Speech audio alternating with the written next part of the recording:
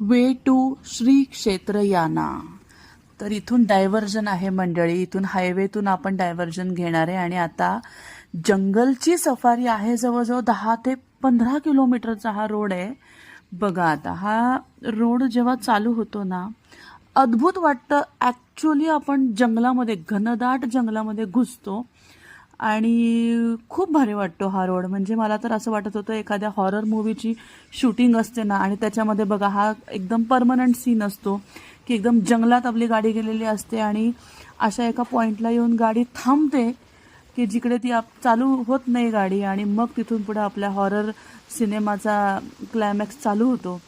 अक्षरशः तसंच लोकेशन आहे मंडळी. शेवटपर्यंतच कोणी दिसत नव्हतं आजूबाजूला, काय नाही. पाऊस पण पडून गेलेला होता आणि इतकं भयानक जंगल आहे ना इथे. माझा हा असा जंगलातून जाण्याचा पहिलाच अनुभव आहे. तुम्ही कधी असा अनुभव घेतलाय का मंडळी? प्लीज मला सांगा. पण इतका मस्त हा रोड आम्ही एन्जॉय केला आणि जवळजवळ 10-12 किलोमीटर हा असाच रोड आहे.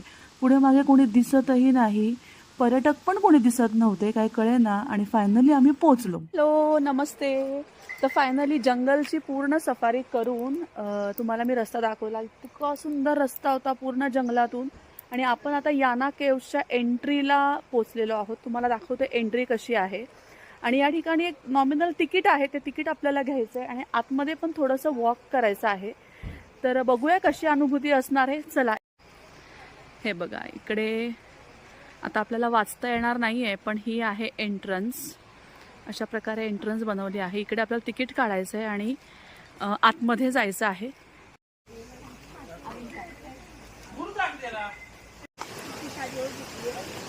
चला, आजची सफर चालू झालेली आहे आणि बघा आजूबाजूचं जरा जंगल बघा. ही तर फक्त सुरुवात आहे. आता आतमध्ये ट्रेकिंग आहे थोडंसं.